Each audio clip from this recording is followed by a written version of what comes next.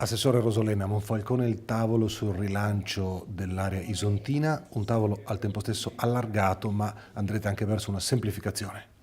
Un tavolo allargato perché è necessario parlare con tutti i soggetti del territorio e affrontare la crisi in maniera complessiva, pensando che in realtà nel territorio goriziano la crisi ha colpito in maniera diversa. Quindi ci sono delle risposte diverse che devono essere date.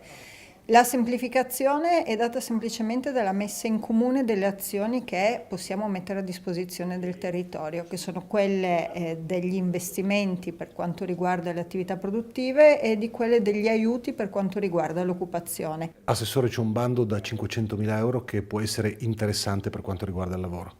Interveniamo con un esperimento assieme alle agenzie per il lavoro interinale per completare e agevolare tutti i servizi per il lavoro messi a disposizione dei lavoratori dell'ex Eaton. È una fase sperimentale che andrà conclusa nelle prossime settimane.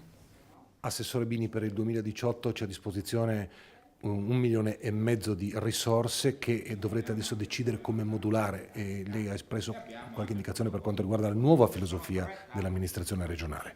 Beh, guardi, innanzitutto noi abbiamo costruito questa griglia per il nuovo bando appunto da 1,5 milioni. Oggi abbiamo voluto tenere questo tavolo appunto per capire le esigenze vere del territorio.